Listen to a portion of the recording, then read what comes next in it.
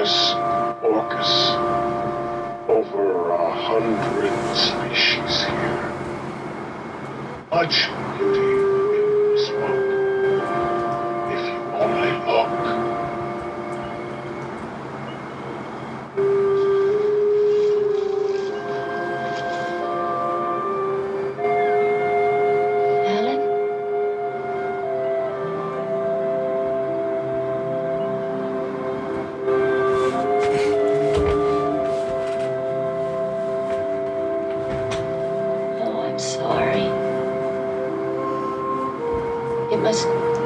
Hurt? Does it? Only when I laugh.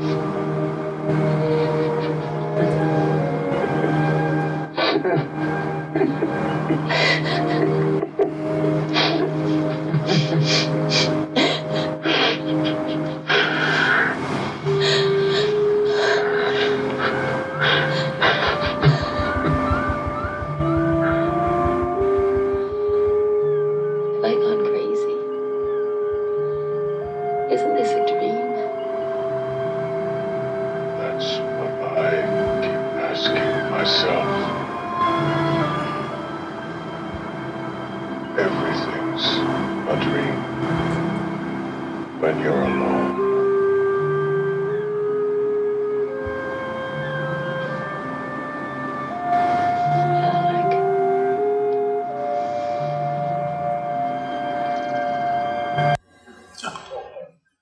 Welcome to the Superhero Cinephiles podcast. I'm your host, Perry Constantine. And I'm your co-host, Derek Ferguson. How you doing today, Derek? Pretty good. How are you today, my friend? I'm doing pretty good. In fact, I saw Joker last week. I didn't even know it had opened there yet. They did say it made a shitload of money. I mean, internationally here in America, I think it made almost like $90 million the first weekend it opened. Oh yeah, it's broken records all over the place. And yeah, with American movies in Japan, sometimes it's really weird. Most movies, it won't come out until 3 months or later here. We just got John Wick Chapter 3 just came out in theaters here, and also Brightburn, I think, is coming out next month, which I already bought on iTunes. So yeah, some movies take a while to get out here, but the ones that are, and Ant-Man and the Wasp came out here later, but the ones that are popular, the franchises that are popular or that they think will be popular, they release them at the same time. So the Avengers, even though Ant-Man and the Wasp came out here I think 2 months late, Avengers Endgame and pretty much every main Avengers movie after the first one has come out at the same time, or in the case of Captain America Civil War, it actually came out a week early. Really? Oh, okay. Yeah. That's very interesting, yeah. So what'd you think of Joker? You know what? It's... Because I don't know if I told you this, but I was really skeptical going into it, because my whole thought about the Joker is that he's not really a character, right? He's a force of nature. He's someone who's there to challenge Batman, but as a character himself, he's all over the place, right? He's basically whatever Batman needs to be opposed to. So he is always a reflection of whatever era Batman is in at the time. So you've got in the 60s show, he's this clownish buffoon type. And then in the 80s he became much darker, had this much darker, harder edge to him. So he's always kind of changing based on what version of Batman he's facing. He's always that dark reflection of Batman in some way. And he's always been this chaotic force of nature type of character. But he's not a character himself. And that actually really works for the character, because it's always been this whole frightening thing about him. Who is he? You don't know who he is. You don't know where he came from. You don't know what motivates him. You don't know anything about him. And as a character, that's, as a writer yourself, it's kind of hard to make a character like that a protagonist. Right, exactly, yeah.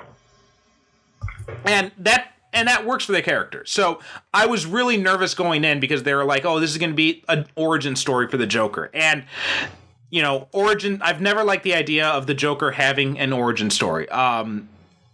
Like, that's one of we didn't talk about this when we talked about Batman, but that was one of the things that kind of disappointed me, the fact that he had this backstory going into it, where he was the guy who killed Bruce Wayne's parents, and he worked for the mob and all that stuff. Yeah. To my mind, and I don't know if we went into this when we did the Batman episode that we should have went in. See, my whole thing is that I don't think Batman should ever catch the guy that killed his parents, Joe Chill. Yeah, exactly. Same thing. I mean, that's one of the things that when they did, I think it was 0 Hour in the comics, they changed it so that the guy who killed Batman's parents his identity was never uncovered. That was the one case he could never solve. And I think that's always been kind of a good thing for the character, because he never knows. And that's one of the reasons that motivates him, because he's never cracked that case. Right. Well, see, to me, that's the whole thing, because if you're Batman and you catch the guy that kills your parents, you say, okay, well, I can stop now. Right. Yeah. But you know, you never know. No matter how many crooks you catch, you never know if that's the guy. In fact, there was actually there was a fan theory about the first Batman movie that Joker didn't actually kill his parents, but he actually psychologically projects that on every villain he goes after. Okay. I can see that. That doesn't quite hold up to the movie itself, because he looks up the file and everything, and Joker acknowledges it himself, but it's an interesting theory nonetheless. Yeah, well, listen, when it comes to the psychological aspect of Batman, that's always interesting to delve into, which is what makes the character, really. That's what gives him he's got that psychological, depth to him, you know. And, but I mean, I've heard a lot about this movie. I haven't seen it yet. And I'm not sure. Okay, I didn't want to go see it because I was like you. I didn't think that the Joker deserved or needed to have an origin story. Right. However, the stuff that I've been reading and doing a lot of thinking myself about the times that we live in, I'm wondering if this isn't the Joker movie that we deserve, because our entertainment is a reflection of who we are. Right. And like you said, and as you said, the Joker back in the 1960s, yeah, he was this, he was the Joker, but he wasn't a psychopathic, murderous, force of nature. Right. But gradually over the years, the Joker has become increasingly darker and darker. And I'm saying, wait a minute, how dark can they push this character? But then again, we're pushing our own society into a very dark place. Right. And we're just getting darker and darker, in the things that are going on in our society now. So maybe this Joker movie is only a reflection of what is actually happening to our society now. I mean, I don't know. I have to go see this. But like I said, from what I'm hearing from a lot of people, it seems to me that this movie is nothing more than just an accurate reflection of what's happening to us now. Oh, it totally is. And so that's the thing.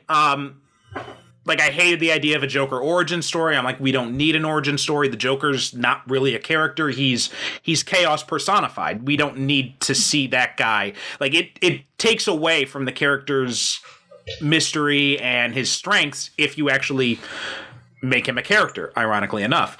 But so I was really nervous about seeing it. And, like, the only Joker origin story I've ever really liked somewhat was the flashbacks in Killing Joke. And part of it is because in Killing Joke, like, the Joker himself says, sometimes I remember it one way, sometimes another way, and he says, if I'm gonna have a backstory, I want it to be multiple choice. So it's like this. He's constantly recreating his memory. So you don't know. He's the definition of an unreliable narrator in that story. You don't know if everything you've read about his past is true or not. And even still, like, the details they give are very limited, and they never, like, reveal his name or anything like that. And The Dark Knight did this as well to an extent. Whenever he talks about how he got the scars, it's always a different story. It's always a different story, right? Yeah, I you know what? I've always felt that they should do, if DC had wanted to do it. I remember, I think it was back during the 80s when DC was publishing a magazine called Secret Origins. And they did an 80-page special on the Phantom Stranger. And they had like 4 or 5 different origin stories for the Phantom Stranger. And they said, okay, well, whichever one you like, you know, you can make that his origin. Or if you don't want any of them to be his origin, that's okay. And I said, you know what? That would work for the Joker. If you could just... Yeah. I mean, every time you see him and he shows up, he's got a different origin story. That works for me, you know, instead of just saying, okay, this is his definitive origin. Denny O'Neil said that when he was editing the Bat books, at several times, like, writers tried to give Joker the Jack Napier name from the movie, and every time he shot them down, he's like, no, we're not doing that. Yeah. And like, they did do it one time, but it was in an Elseworld story, which the Batman White Knight story, where the Joker goes sane and becomes like a hero for Gotham. Which, if you haven't read it, guys, it's a really good story. It's called Batman White Knight, and I think they might still have a sale going right now on. I mean, they've always got a sale at Comixology. So, but check it out. Them people already got enough of my money. Okay. Oh man, they kill me with their sales. They kill me with it. But you know something? Here's the thing about their sales is that it's so damn cheap. You feel like an ass for not buying it. Yeah. And they're always, and they know they got me because now I'm. Like, the Facebook algorithms know that I'm into that, so like I'm always seeing the ads for Comixology on Facebook. I'm like, all right, well, let me check what the sales are today. Oh man, yeah, you know, but again, like I said, there's so much good stuff, and it's so cheap that, you know, like I said, well, damn, there's no way I cannot buy this. I gotta buy it. In fact, I just bought the first trade for the Buffy reboot because they rebooted Buffy in the comics. And how much was that? That was like, I don't know, like $3-4 or something, maybe $5. I mean? Okay, yeah, exactly. Yeah. Yeah. See what I mean? Yeah, they're killing me. So I was planning on waiting until this movie came out to iTunes or something to go ahead and rent it there, because I'm just like, you know what, I'm not going to go see it in the theater. I don't care that much about it. And when I saw the trailers, and I'm like, yeah, it looks interesting, but I still had that bias going in. So. But my girlfriend actually wanted to see it. So she's like, well, let's go see Joker. And I'm like, oh, all right, fine. Let's go see Joker then. So we went to see it, and went to see it on Friday night, and which I was surprised that she wanted to see it. I mean, but she likes horror movies, and I've gotten her into superhero movies, so she really wanted to see it. So we went last week on Friday, and like, there have been 2 extreme views on this movie, right? There are people who say it's a masterpiece, it's the greatest movie ever made, and then there are other people who are like, oh, it's terrible, it's absolute shit. And I'm just like, and I'm like smack in the middle. I'm like, you know what? It's a good movie. A little bit too much, you know, jerking off over Scorsese films, because there's tons of like Taxi Driver and King of Comedy references and all that. And yeah, it gets a little full of itself at times, but overall, it's really good. And I was really impressed because the director is Todd Phillips, who's done like The Hangover and Road Trip and movies like that. Yeah, this is the same guy that did The Hangover. Exactly. Yeah. See, now that's the one reason why I would want to see it, because, you know, I'm saying, wait a minute, because I remember The Hangover, how crazy those movies was, and this seemed just so completely different from those. I couldn't even imagine what would possess him to want to do something like this. But I admire him, you know, and like you said, you know, everybody is talking about this. Okay, well, if you see Taxi Driver and, 1970s Martin Scorsese, they said that this movie is very much in the vein of that. Yeah. It definitely is. And yeah, like if you've seen Taxi Driver, if you've seen King of Comedy, it basically follows the same beats of those movies. But even still, it's a good movie. It's entertaining. Joaquin Phoenix is amazing in it. He does a really great job. But like overall, Like my whole, even coming out of it, my whole thing is, you know what? It's a great movie. It's not the Joker, but it's still a great movie. Well, you heard what the latest theory is now, right? I don't know. I've heard so many theories since this movie came out. Okay, well, I just heard one today. That this is the latest theory, that this is not actually the Joker who ends up being Batman's arch nemesis. He's just like the inspiration for the guy that really does become the Joker and becomes Batman's, arch enemy. Yeah, I've heard that too, and people are trying to link it to the DCEU through that, and they're saying like, maybe this will be like the basis for the Batman when it comes out 2 years or something like that. And I'm just like, you know what? Just let the movie stand on its own. Todd Phillips said the same thing. He's like, you know what? It's just this movie. We're not planning on doing anything else after this. So just let it stand on its own. It works on its own. You don't need to connect it to anything larger. Why can't you just take it as the filmic equivalents of Elseworlds? Exactly. Yeah. That's how I look at it. Anyway, it's Elseworlds. This is Elseworlds. Yeah. And it's like people are always trying to link stuff together that doesn't have to be linked. So I remember when Batman Begins came out, everyone was like, "Oh, this is a prequel to the '89 Batman because he gets the Joker card at the end." I'm like, no, it's not. It's a completely different movie. Yeah. Just enjoy it. Just enjoy it for what it is. Not everything has to be interconnected. Man, listen, people on the internet have way too much time on their hands. Remember when that movie Life came out and people was trying to link that into Venom? They were saying, "Oh, this is a backdoor prequel to that movie, Venom." And they said, "No, and the filmmaker said, "No, it's got nothing to do with Venom." Every time, like people bend over backwards, because I'm on Reddit and I check out some of the movie subreddits every now and then, or the Marvel Studios ones. Man, the amount of things that people dissect these films and try to fit things together that don't fit together, it's unbelievable.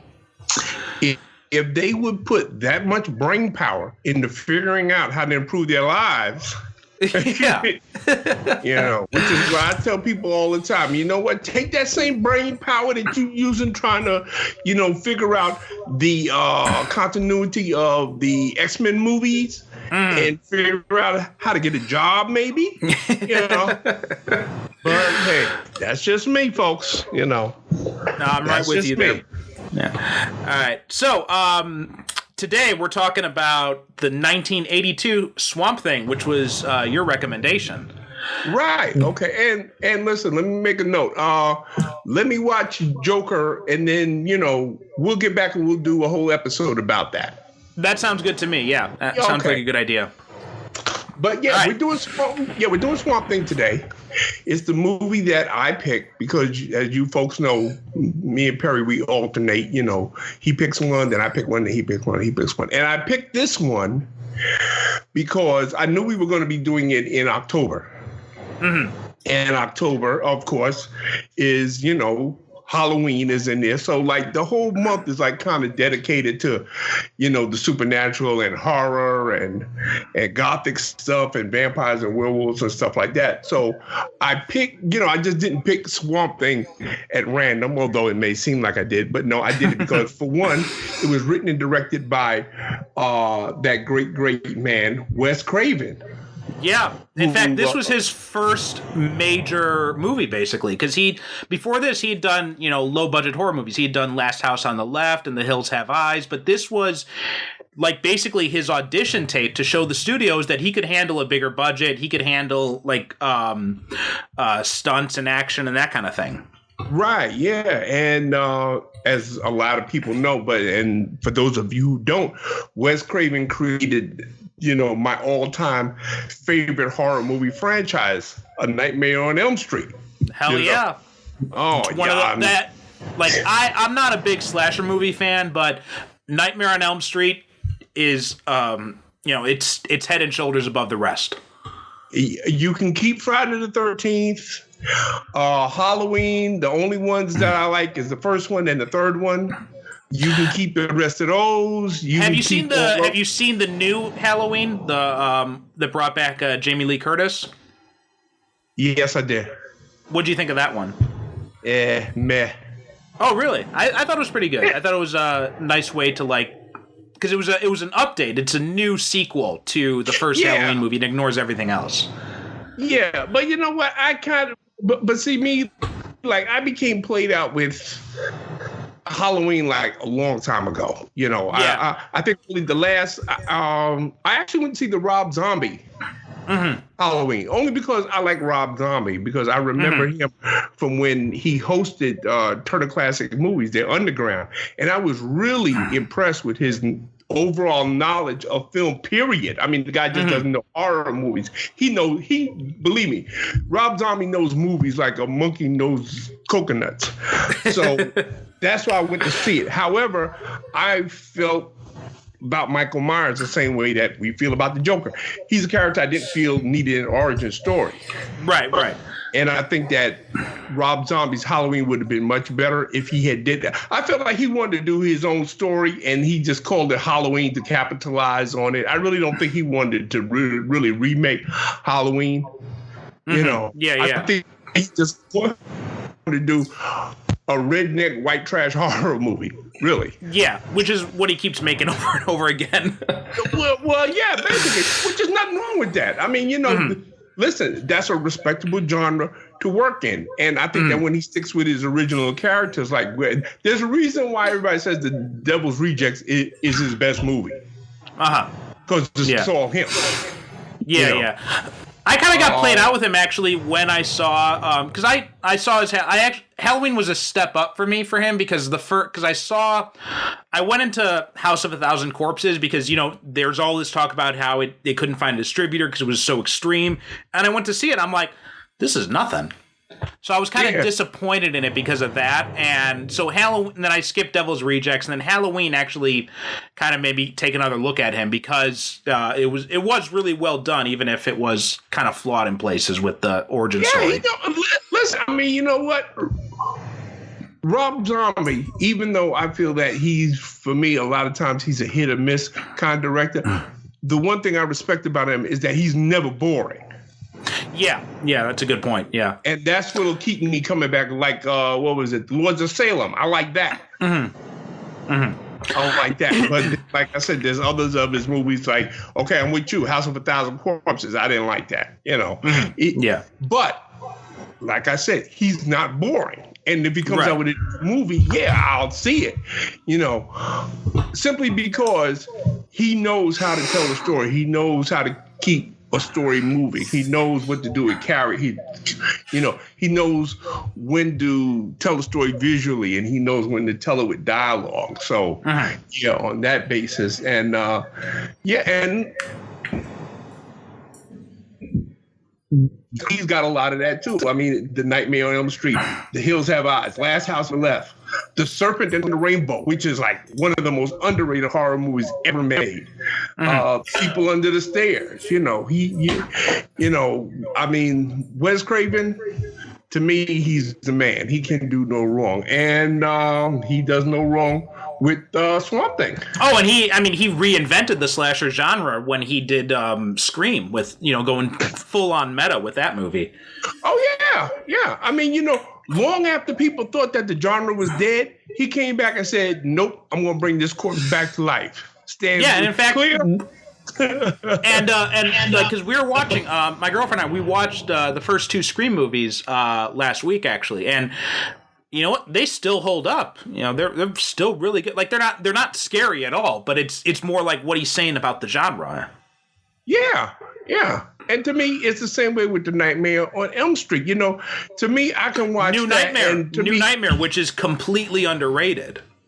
It's still, to me, because I don't know. Well, how can I put it? You know what? He played with reality in the same way that my second favorite horror movie franchise does, which is Phantasm. Both of them play with dreams and reality in a way. And in every Nightmare on Elm Street movie, they did something different. It's not like Friday the 13th, where, frankly, I can't keep them straight in my head. Which one is which, because they all kind of blend to one big mishmash. But every Nightmare on Elm Street movie, yeah, I can say, okay, I can tell you what this one's about. I can tell you what that one's about. I can tell you what this one's about. There were only, I think, maybe 3 Friday the 13th movies I actually liked, and they're not the ones you'd expect. So they're Jason X, just because it's completely over the top and it just has no fucks to give. Yeah. Freddy versus Jason. Out of space, yeah, right? that's the one where they go into space. Yeah, and it's just it's like half parody the whole time, and it's hilarious. Yeah. And then Freddy versus Jason. Freddy versus Jason. Yeah. Again, that's another movie. They're just like, you know what? We're just gonna have fun with this, and it's a lot of fun. And the other one is one that a lot of horror films are gonna get pissed off at me for saying this, but the Friday the 13th remake. We had Jared Padalecki from Supernatural and Danielle Panabaker from The Flash. And Derek Mears, who's he plays Jason in that, and he plays the new Swamp Thing, actually, bringing it back to this movie in the DC Universe TV show. But I thought they did a really good job with that reboot, because they mixed elements from the original series. They kind of fit things together really well. And you had one guy who, I think it was the guy who plays Han in the Fast and the Furious movies. He's in it too, and he's absolutely hilarious. Oh, okay. Now, see, I've never seen it, but based on your recommendation, yeah, I want to check it out now. Yeah, like I'm sure if you're a Friday the 13th, devotee, you're going to hate it. But I thought it was a really well done movie. Okay, cool. Interesting. Like I said, they had Jason more as like this, because they really leaned into the fact that, he was a kid when he was presumed dead, and they open up with his mother like in the first movie, and she's in like a prequel part of the movie, and then she disappears pretty much for the rest of the movie after she dies. And then he grew up on his own in the woods. So he's basically like a survivalist type. And they really leaned into that. So he's kind of like a Rambo type of figure, like setting traps to kill his victims. Oh, okay. All right. So that's something different. Yeah, so I definitely check that out. I think you'll really like it. Okay, well, thank you very much. Well, listen, I wouldn't have bothered unless somebody whose opinion I trust, like you, says, okay, you ought to check it out. So, yeah, I wasn't making a point to check that out. But yeah, like most of those horror movie franchises, first of all, you have to realize something. When I was growing up, horror movies never scared me. See, I had other things that scared me, like going to school and dealing with bullies and dealing with the neighborhood I grew in and stuff like that. That shit scared me. Horror movies, I watch them and I can appreciate them like for entertainment. Right. Like to scare me? No, they don't scare me, Yeah. I mean, but, there are a precious few that have scared me. Like, I think... some of the Japanese ones have scared me. The Insidious movies, those have creeped me out and they've scared me at times. The Exorcist, when I first watched it, scared the crap out of me. Okay. But other than that, like most of them, The Shining too. When the first time I saw that, it scared the crap out of me. But most times, like they don't scare me. Yeah, now some of them Japanese ones. What was this Japanese movie I saw last year? Something with the devil was in the title. Oh man, that thing was good though. I'm not sure. I don't think I know that one. I probably will know it if you remember the title, but yeah, off the top of my head, I can't remember. And the one like that you recommended to me, the one with that the Japanese director that you love Audition, Takashi Miike. Yeah, Ichi the Killer. Oh, Ichi the Killer. Yeah. Oh, yeah. That one, that one freaked me out for a couple of days after I saw that. That one, I got to do that on my Japanese podcast actually at some point, because I haven't seen that movie in a few years. Because that's one of the movies that I'm not going to show in my class. No. And see, I made that mistake of watching that movie at night. I think I watched it by 12 o'clock at night. And I said, that movie, Requiem for a Dream, I should never watch movies at night. Oh, my God.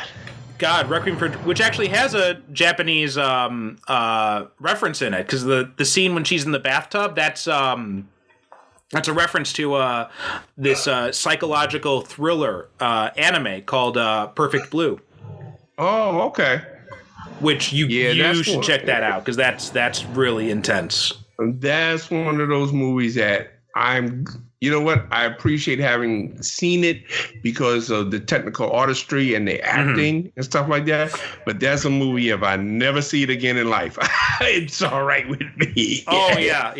I mean, I haven't seen that movie in like maybe 15 years, and I don't think I'd be able to sit through it again. Yeah, oh, man, no. I mean, I recommend it to people, but I tell them, listen, if you're going to watch it during the daytime. And make sure you're in a good mental place when you watch it. Too. Right. Yeah, that too. You know, put yourself in a good mental place because after you watch it, oh man. Yeah. All right. So Swamp Thing. We've digressed enough. So, what's your memory of this movie? Because I'm sure you've seen this before. You know, we chose it for this episode. Yeah, I saw this like many movies that I've seen, and just let me explain something real quick for you good people that are listening to this. You're going to hear me refer to a movie a lot of times as a grindhouse movie. That's because a lot of movies that you've seen at home, and I've had this argument with people when I refer to a movie as a grindhouse movie, they say, oh, no, that's not grindhouse. That's not grindhouse. Well, yeah, it's grindhouse to me because if I saw it in a 42nd Street theater, which is what most movies I saw, I consider it to be a grindhouse because that's where I saw most of my movies at during the 70s and 80s. I saw them in a grindhouse. So, for you, grindhouse isn't just a style; it's the actual place where you. It's reflected in the place where you saw it. It was the actual place I saw. Me and Tom DJ back in Better in the Dark, we did a whole episode about it. Was the whole matter of fact? It was a whole culture. As a matter of fact, I'm going to go ahead and call it a whole grindhouse culture because you went into this darkened theater.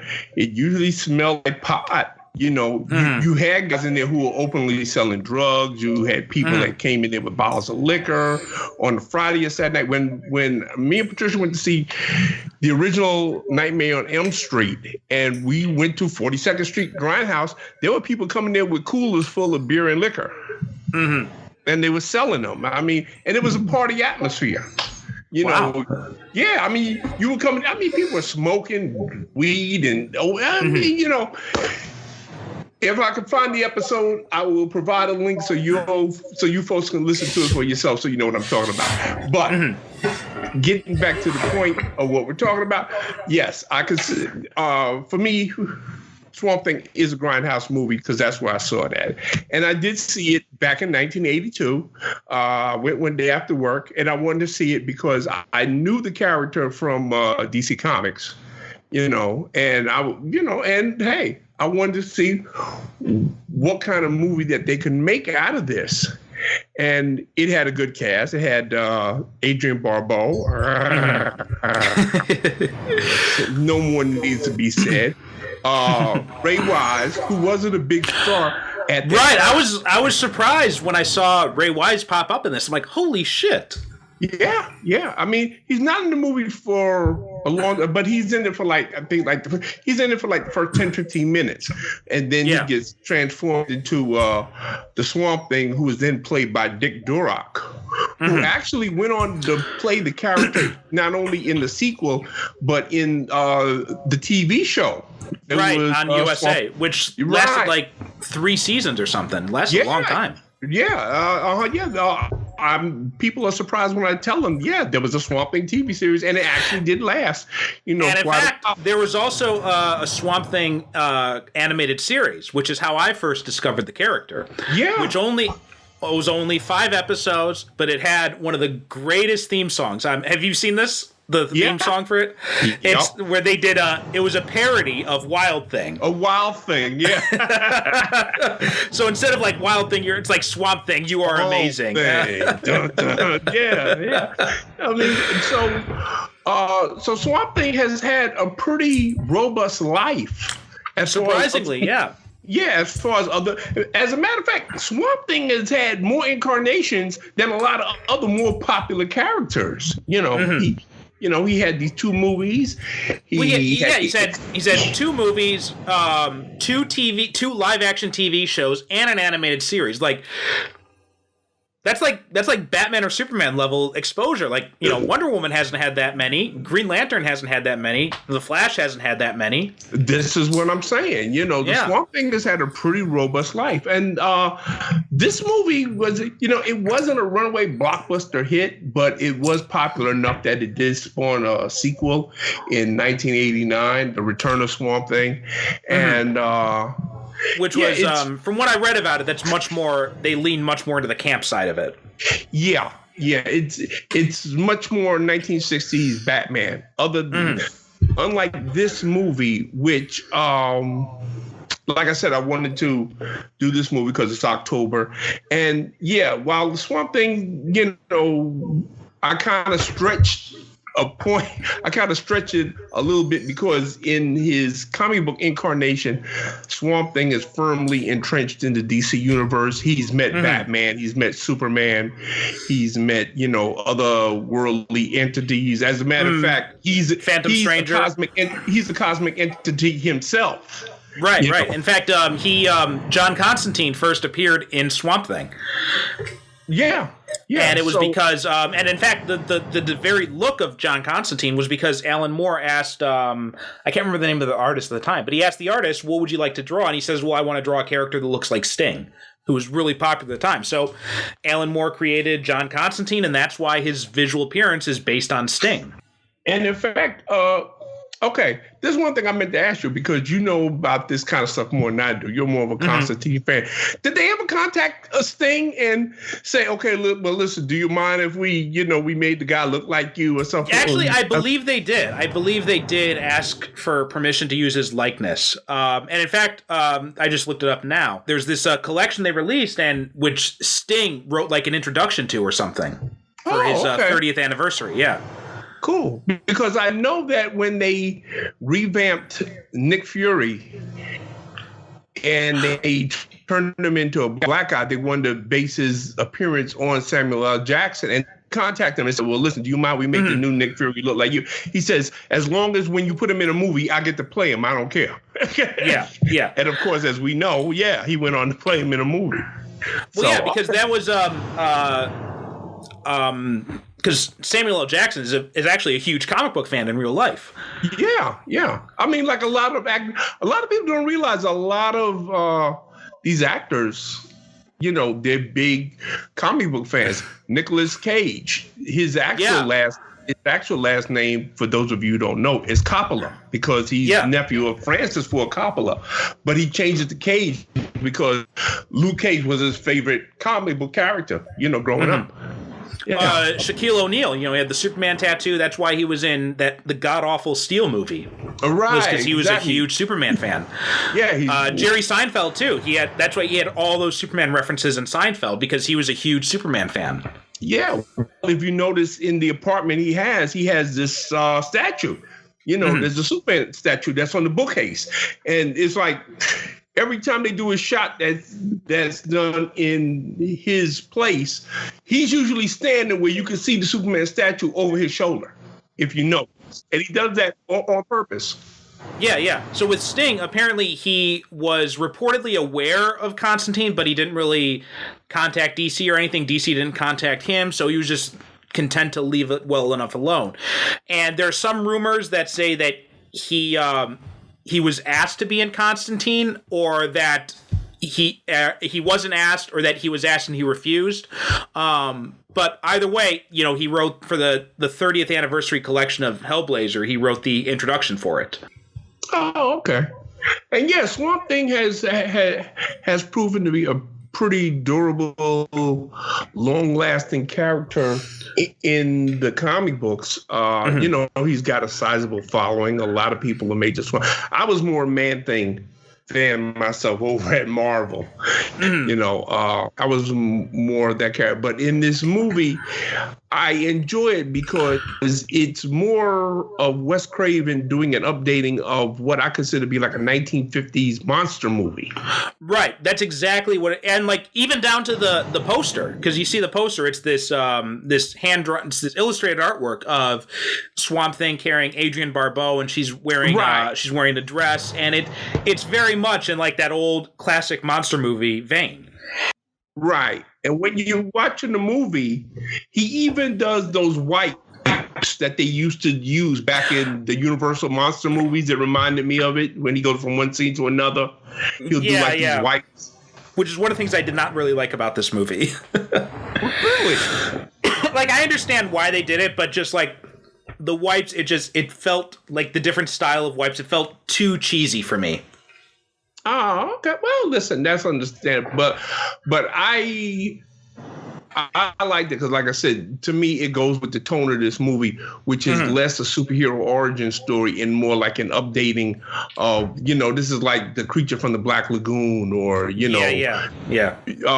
movies of that type. And it's very much a 1950s monster movie where the scientist Alec Holland, played by Ray Wise, he's in the South Carolina swamp. He's working on a bioengineering project with his sister, who is also she's also a scientist, base where he's being protected by a bunch of government agents. Comes Adrienne Barbeau playing Alice Cable is because in the original comic book, I believe that Cable is a man. Well, yeah. So she's actually an amalgamation of two characters. So they have she's heavily based on Abigail Arcane, who's in the comics. She's the niece of Anton Arcane, and she has there's another character in the comics named Matt Cable, and that she ends up marrying him in the comics. So they kind of merged I think they merged those two together. They gave her the name. I'm not sure why they went with the name Alice instead of Abby, but for whatever reason they called her Alice Cable instead. And I think the intention for that was mostly because they didn't want to have her related to Arcane. They wanted him to be completely separated from her.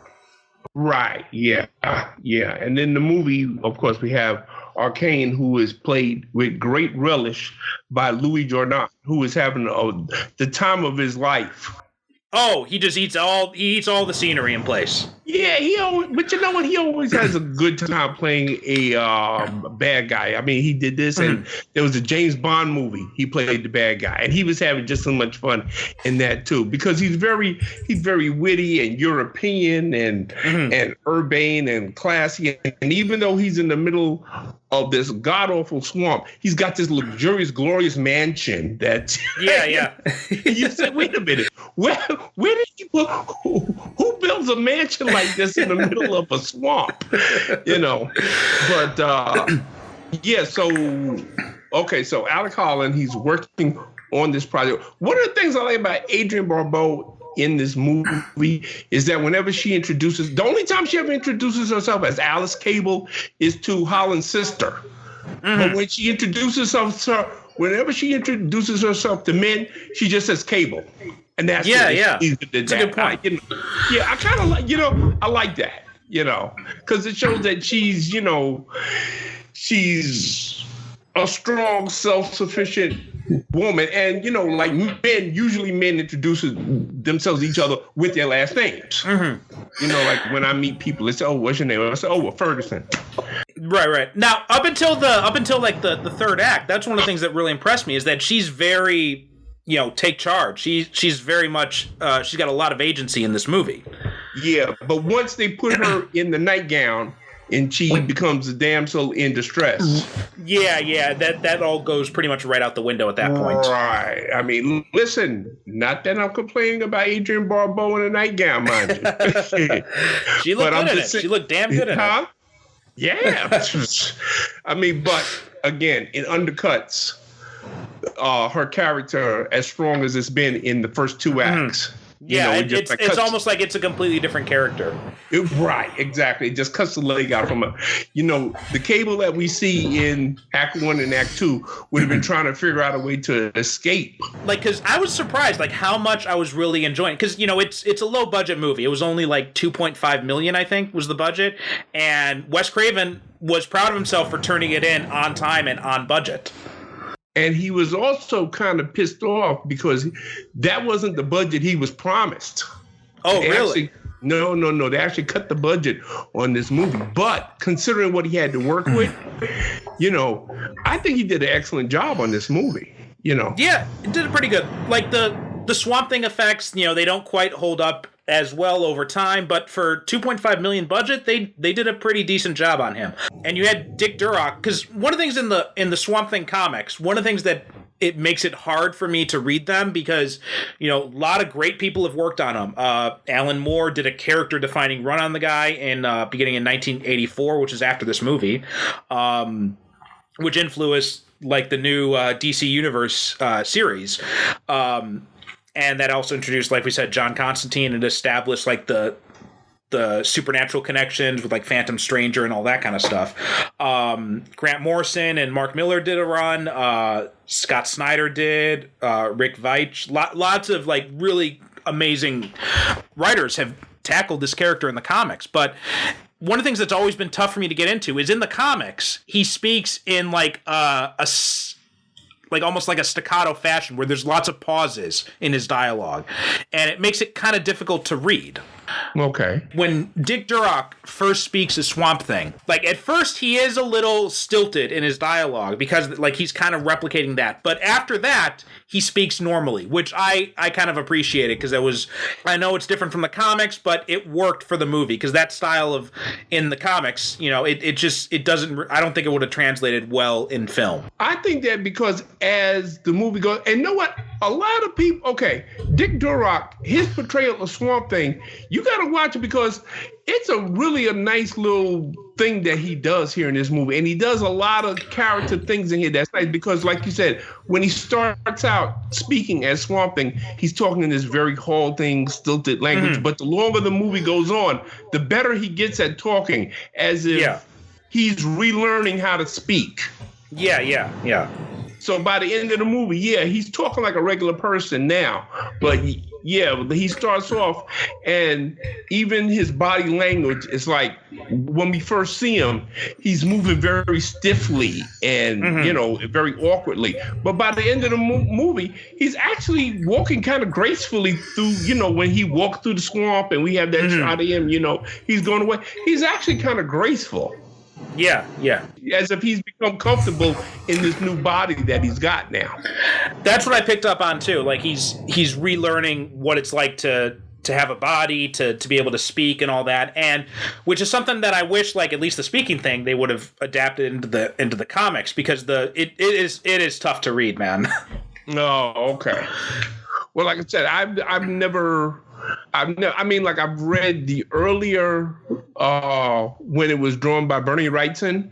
Mm-hmm. But that's like way back in, I think it was like the late 70s. That's when the character debuted. You know the story about, because you mentioned Man-Thing. You're a bigger fan of Man-Thing. So do you know the story between Swamp Thing and Man-Thing, their connection? No, I had no idea there was a connection. Okay, so, because DC came out with Swamp Thing, Marvel came out with Man-Thing around the same time. Right, and, okay. And who's it who created Man-Thing? I think it was Marv Wolfman. It was either I'm thinking Marv Wolfman or Steve Gerber because he originally appeared in Howard Duck. Jerry Conway. Oh, Steve Gerber did the character-defining role on the guy. Oh, okay. But it was Roy Thomas and it was Jerry Conway. Okay. They both had they were both roommates at the time. Apparently, I can't remember. I think it was like Roy Thomas and Len Wein were.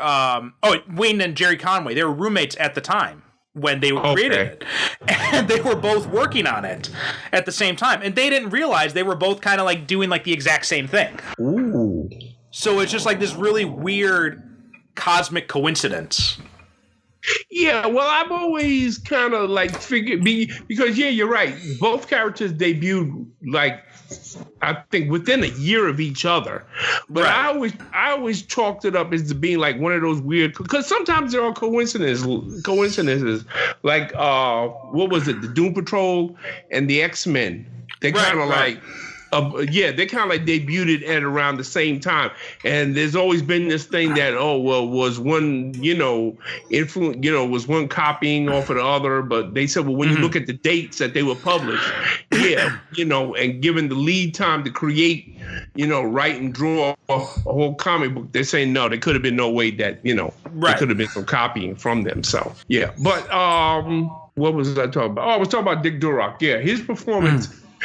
That's what I want to say. Everybody's performing. Okay, the thing about this movie that I appreciate, and I always appreciate it when actors take what they're doing seriously. And with material like this, it would have been very easy for people to like wink at the camera and, nudge and say, well, isn't this silly? But, we're doing this. No, everybody in this movie, they take this stuff seriously. Yeah.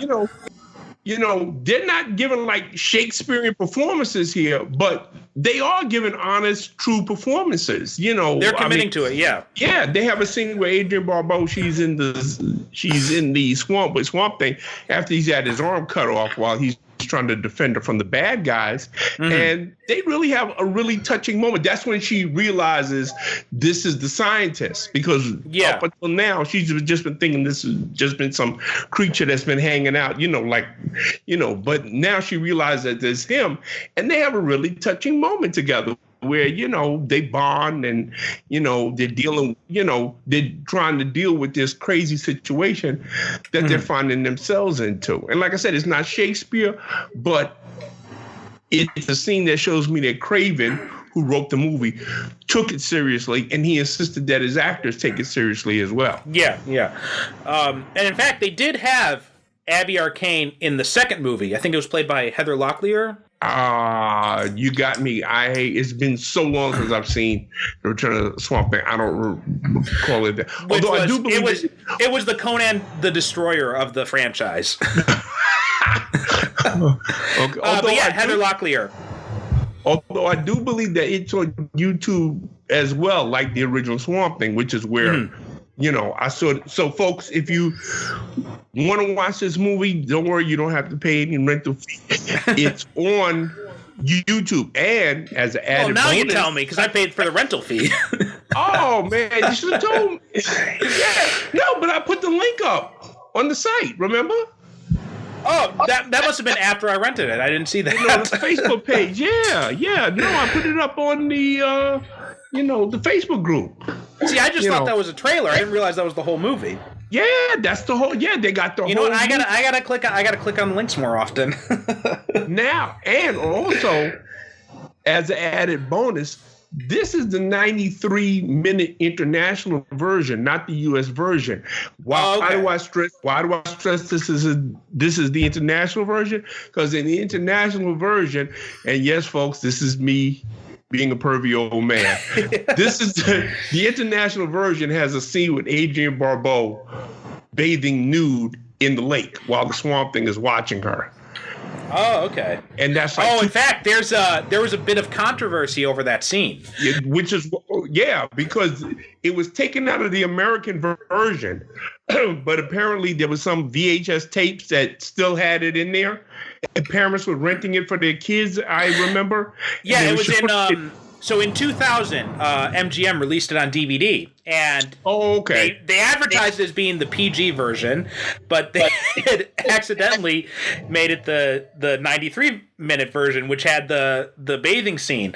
And a woman in Dallas, rented it from Blockbuster Video for her kids, and then she got pissed off when she saw there was nudity in it. Right. Okay, that's why, because I do remember hearing way back then that it was some women that had rented the movie from Blockbuster, and I thought it was the VHS tape that they rented from Blockbuster and showed it to their kids. And yeah, the American version is only 90 minutes. The international version is 93 minutes, and those extra minutes are indeed the infamous scene with Adrienne Barbeau bathing nude in the lake. So for all you pervy old men like me, the 93-minute version is on YouTube, and I would not be surprised if shortly after this episode drops, that version mysteriously disappears from YouTube. Either that, or its view numbers are going to skyrocket. Oh yeah, well, either one or the other, man. Either one or the other. As a matter of fact, there's also some nudity that takes place because there's a party in Arcane's castle before he feeds the formula to his henchman, Bruno. And there's some nudity that's in there too. Yeah. So okay. Yeah, the international version is kind of risque for hooks. So. Now, Adrienne Barbeau, she's been in some other DC things. In fact, you know what major DC production she was in after this movie? Which one? She was in Batman the Animated Series. Oh, that's right. She played Catwoman. Exactly, yeah. She did the voice of Catwoman. And she also had a part in the Swamp Thing, the new series on DC Universe, which I haven't gotten to her episode yet, but she's got a part in that. Really? Good for her. And that's one of the things I like about DC is that they acknowledge these past actors and they bring them on to do these different cameos and walk-on roles and that kind of stuff. I cannot wait for this Infinite Crisis on Infinite thing Earth. that's going to happen. So I can see yeah. Brandon Routh playing Superman. Oh, yeah. He's one of my favorite Supermen, and I think you too. Like, we both agree, like, even though that movie had problems, he was not one of them. He was not the problem. Matter of fact, we should, sometime down the road, we should do Superman Returns. Oh, definitely, yeah. I'll have a lot of good things to say about that. That guy, he got such a bad rap for something that was not his fault. Yeah. You know what? And you see him. He's playing Kingdom Come Superman in Infinite Crisis. And I see that. Oh, yes. Oh, God, yes. Oh, my God. I saw those images and I was like, you know what? Can we just, like, I love Tyler Hoechlin in Supergirl, and he's going to be playing Superman again in this series. But seeing those images, I was like, you know, can we get a do-over movie with him as Superman again? Yeah, seriously, man. I mean, man, why aren't we running, like a movie studio or something like that? Because, see, I would have greenlit a movie with, Tyler, whatever his name is. In fact, you know what someone said? Someone said on Reddit, they were like, you know what? Just give me a Kingdom Come series with Brandon Routh playing Superman. I'm like, you know what? Get Michael Keaton in there to play Batman. I would pay top dollar for that show. Oh, man. I'd give blood. Yeah. Serious. For a Kingdom Come series? Or just Kingdom Come movie? Yeah. Please. God. Oh, man. I gotta stop. My blood pressure's going up. Okay. But speaking of Adrienne Barbeau, her contributions to, because a lot of people, they say, oh, well, Adrienne Barbeau, but she was not only in Swamp Thing, she was in The Fog, she was in Creepshow, she was in Escape from New York. Creepshow has a connection to DC as well, because Creepshow was a tribute to both the EC horror comics and also the DC horror comics too. Right, that was the Stephen King thing. It was it was based on a bunch of Stephen King stories. But Adrienne Barbeau, she was in the one where she played she played the wife from hell, and she was hell. She managed to be both absolutely annoying and hilariously funny at the same time. And those movies both came out in the same year too. They both came out in 1982. Yeah. She was kind of busy in movies there for a while. I mean, she started out on TV in. Well, she was married to John Carpenter at one point, and that's why she was in a lot of his movies. Right. That's why she was in Escape from New York. She was in The Fog. I think she had a minor part. She had a minor part in The Thing as well. Really? Yeah, I think she was did a voice or something like that. Yeah. That was it. She appeared just as you just heard a voice, I think, over the radio or something like that. Right. It was something like that. Yeah. Yeah. But yeah, she was really big in horror movies. She was in Argo too, actually. Really? Her filmography, it's endless. Oh yeah. I mean, she's been in it. A lot of people don't really know how much stuff she's been in, but Adrienne Barbeau, for a while there, back during the 70s and 80s, she was on a ton of stuff. And like you said, she was the voice of Catwoman on Batman the Animated Series. Yeah, and The Thing, she was the voice of the computer. Oh, okay, cool. But yeah, she's done tons of voice work. Like you've heard her voice, people, basically. But yeah, Batman the Animated Series that ran for 3 years, and she was in Catwoman all 3 years. Really, that's all. 1992 to 1995. Oh, okay. For some reason, I always think it went for 5 years, but okay. Oh no, you know what? That was because it was split up into two parts basically. There was Batman the Animated Series until 95, and then it became the New Batman Adventures. Yeah, okay. Yeah, you're right. I remember. Okay. And then that ran and then once that ended, then they went into Justice League. Wait a minute. So when did Batman Beyond come in? I want to say, I think it was before Justice League. Didn't it slide in like that period between Batman and Justice League? Yeah, it was in 1999. Yeah. 1999 to 2001. Oh, okay. And so then Justice League came out, I think, right after that. You're right. Okay. Yeah, Justice League began in 2001. One of the episodes of, I think it was Justice League Justice League Unlimited, they tied up some of the loose ends from Batman Begins. Yeah, right. There was an episode that they did like the future Justice League. Right. That, and they also had that really great episode with an older Terry McGinnis confronting Amanda Waller. And she tells him the story about when Batman confronted the Royal Flush Gang, and it was Ace, who was a little girl in this version of the Royal Flush Gang, who had like these reality warping powers or something that were killing her.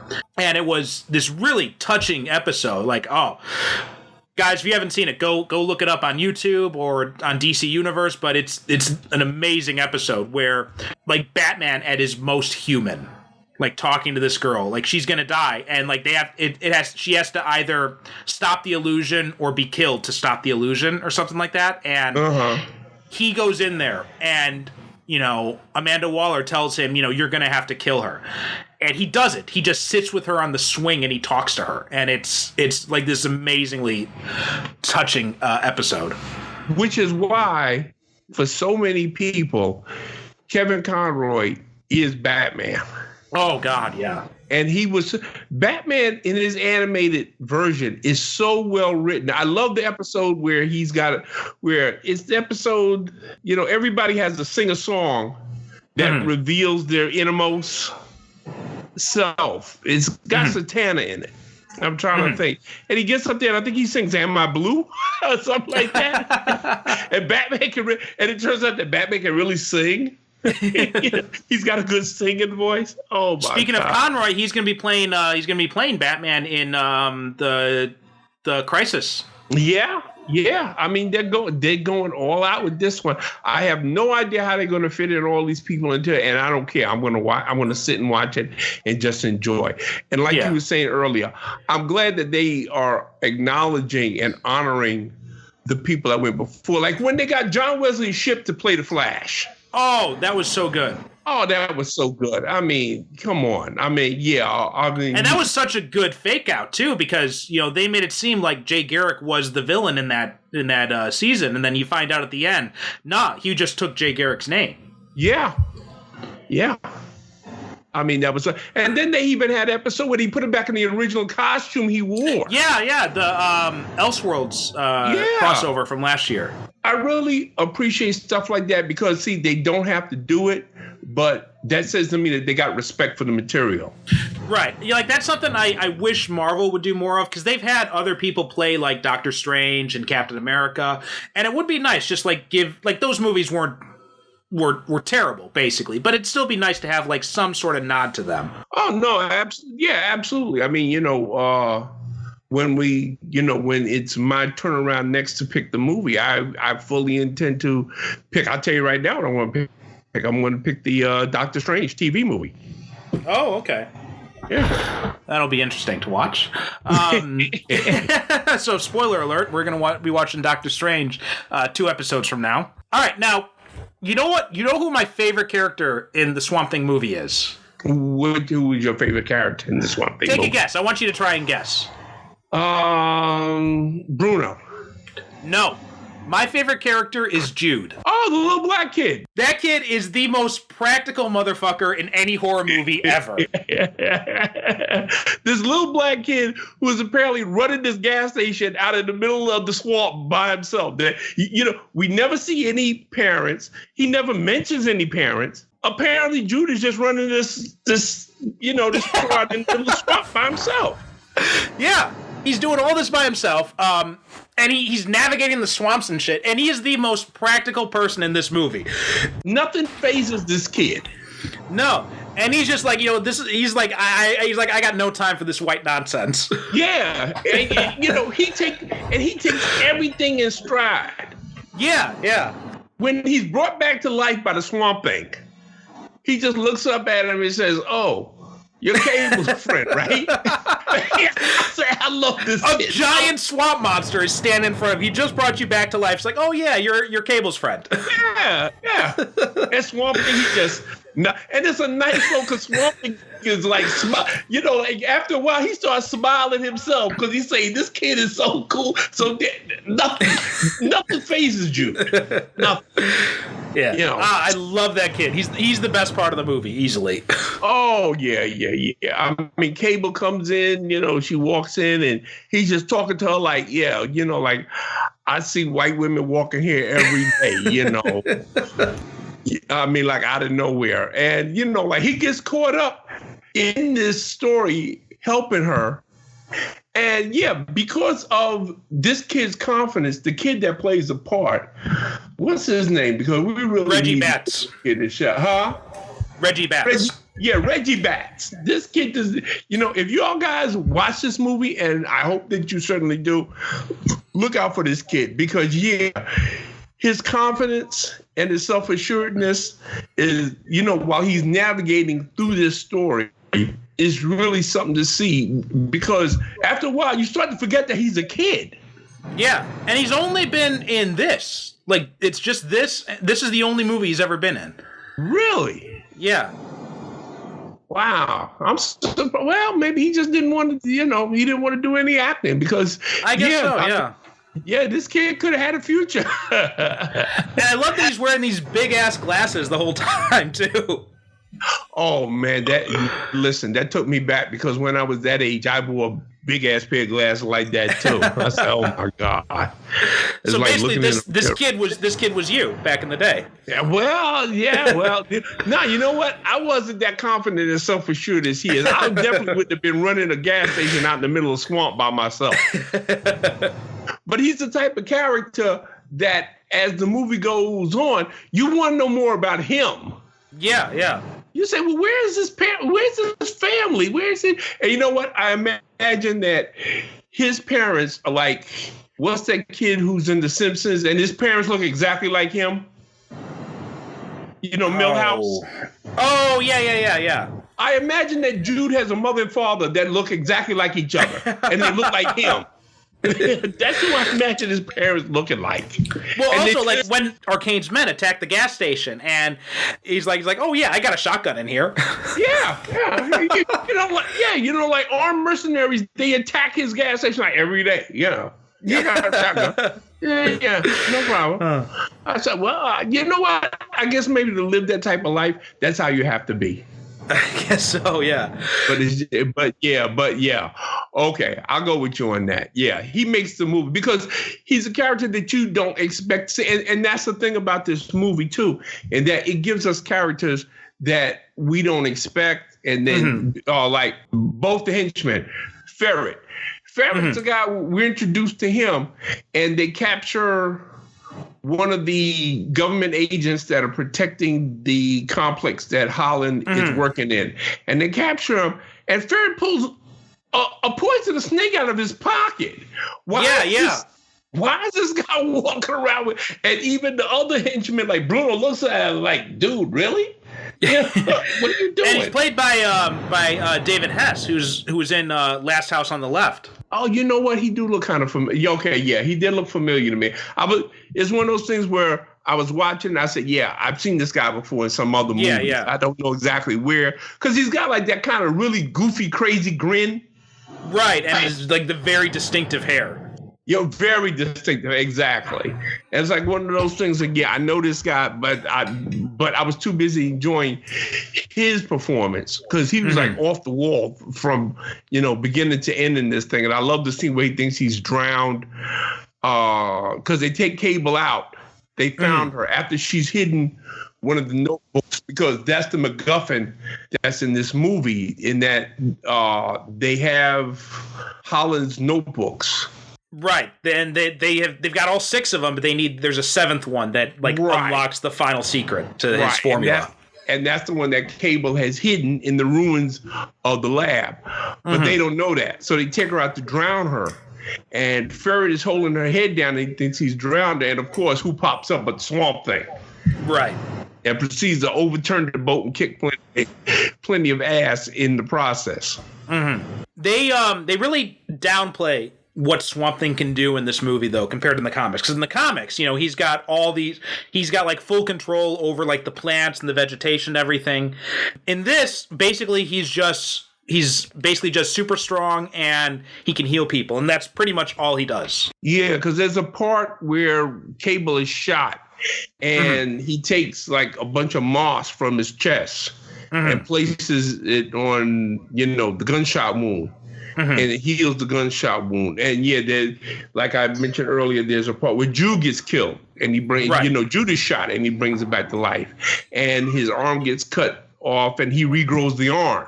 Yeah. And they say, like, because when they're in the Arcane's dungeon, she's like, it's the sunlight. This, that's what gives you, like, kind of like Superman. So he's like trying to reach out to gather enough solar energy as he can to replenish himself. Yeah. And when he reaches up the one good hand he has and he gets the sunlight, then we see it's like a little twig start growing out of, the stump.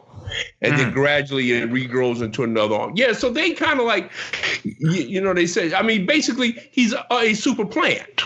But given the budget that they have, they couldn't go into all those other arcane abilities that he has, from the comic book because I think that he can even time travel or something like that. I can't remember. I think so, yeah. You know the character from the comics. You're watching him fight these guys, and he's just, slugging it out with them. He's not, like, using vines or anything to knock over their boats or anything like that. Right, yeah. Basically, he's super strong. He's super strong, and he's got that healing thing, working for him. Again, they had a limited budget. To work with, and most of it, but which is why I guess that they shot most of this stuff outside. They took advantage of the fact that it was in the swamp, because that's where 90% of this movie takes place. It takes place in the swamp. You got that little bit that's in Holland's lab, which gets burned down, and then you have those scenes in Arcane's mansion. Which was the soundstage, I imagine. They went back to Hollywood to film the soundstage. But other than that, 90% of this, most of this movie is actually filmed in the swamp, actually. That dinner party, it's so weird because the beginning of the movie, you find out that Arcane is like this terrorist paramilitary leader, but he's got this mansion, right? And nobody knows where he is, but he's got this mansion there, and he brings all these like wealthy guests over for a dinner party. This is what I'm saying. Yeah. Supposedly because the guy that's at the beginning, he says, first of all, everybody thinks that he's dead. He's supposed to be dead. And then this other guy said, well, no, he's not dead. And then as we find out, I don't want to spoil it if anybody wants to see it, but then we find out that the guy who says that he was dead, we find out that there's a good reason why he wanted people to think that Arcane was dead. So, but he has the party because he has the formula, and he brings all of these rich assholes to this mansion. Again, I'm saying he's got like this 18th century mansion that's in the middle of the swamp. Did anyone try to look for him in his big ass mansion? Yeah. This guy's not like Blofeld. He's not like trying to hide out in a remote mountaintop fortress or someplace like that. He's in the middle of a swamp where I imagine it would be fairly easy to find him. That's so funny because you were mentioning how he was in a Bond movie. He was in Octopussy, and he's basically a Bond villain in this movie. You got Swamp Thing going up against. It's like a Bond villain wandered into the wrong movie set. Yeah, well, exactly. Oh, you know something? That's a very good point you make, and you're absolutely right. Yeah, he's playing a James Bond villain that wandered into a monster movie. Yeah. Because he is not the typical mad scientist. I mean, like, he dresses her up in a gown. That's a total James Bond movie cliche. Yeah, because in any other movie, what would happen was that Alec Hollywood, die, burned up, and we would spend the rest of the movie, we would see Cable trying to get out of the swamp. She has the notebooks. She's trying to get out of the swamp, and the mercenaries, they're chasing her. Yeah. Or you'd have James Bond come in to swoop in and help her out. Well, because they talk about like she needs to get the notebook to. That's what I'm saying. It's like it's like a mix of like spy movie with monster movie. Yeah. Because you got her trying to get because she's I think she's a government scientist. She's trying to get the notebook back to DC, and like you're just waiting for. You think you're going to have someone like Bond or Tom Cruise or someone swoop in to come in and retrieve the notebook, but instead you get Swamp Thing. Well, I don't know if she's a scientist because they refer to her as being an agent. They never say what she's an agent for, because remember she's replacing the other guy. Yeah. She's a government worker. It just says here. It's the guy that's leaving out of there, and they saying, well, where's he going? She says, okay, where's he going? They said, listen, he's had enough. They said, listen, he lasted longer than most other people did. Going back to what you were saying earlier, because she has a scene where she kicks a couple of guys' asses, and she takes a gun and she's like blazing away, and she runs them away from the lab. So she's like some kind of government agent. They never say what agency she's working for. Presumably, it's like the FBI or the CIA. They send out somebody, which kind of makes the third act change all the more disappointing, because you've seen throughout the whole movie that she can hold her own, she can kick some ass herself, and then at the end she just becomes a damsel in distress. Yeah, this is what I'm saying. I mean, there's a guy that tackles her and throws her to the ground, and she kicks him in the nuts and gets up and kicks him in the nuts again, and she starts running. And then she runs into some other guys and she beats them up, and she grabs a machine gun and she and they're hauling ass to the swamp, and she's standing there like, come get some, And then, like you said, in the third act, okay, once L.K. sticks her in that beautiful nightgown, it's like she's content to be your typical helpless female now. Which doesn't jive with the character that we were promised early on in the movie. It would have been more interesting to, like I said, the Cable we saw earlier would have been figuring out how to escape. She does talk Swamp Thing through it, and to her credit, but they could have done a lot more with that sequence there. Yeah, absolutely. No doubt. And then you get but talking about Arcane and what a bastard he is. Like, during that dinner party, he's talking about the formula and how they've cracked the code, and he tests it by slipping it in Bruno's drink. Yeah, the guy who's been the most loyal to him through the whole thing. And Bruno, and it's cracking because Bruno is sitting up there, and every time Arcane says something, he's the first one applauding, and he's nudging other people. Applaud. And Arcane says, and Bruno, you've been such a loyal guy to me, and I appreciate everything you did. And Bruno said, well, okay, boss, who we gonna test this on? Arcane said, well, I'm testing it on you. You just drank it. Shit. And Bruno said, what? Really? Me? And then we find out, because Bruno falls up under the table, and when he comes out, he's turned into this pig man. Yeah, very short too. And Arcane is really pissed off because he goes to Swamp Thing and he says, what happened? Why didn't it work? He said he was supposed to have been turned into because apparently Arcane believes that this formula is going to turn you into some kind of superior being. Right. And Swamp Thing tells him, but you don't get it. He said the formula only makes you more what you already are. Yeah, amplifies your own qualities. He said, so if you're an asshole, It's gonna make you more, which is what it does to Arcade. Yeah, and so they say, like, Bruno, because he's timid, he's not got a lot of confidence. He's always like subservient, and that's why he became like this short guy.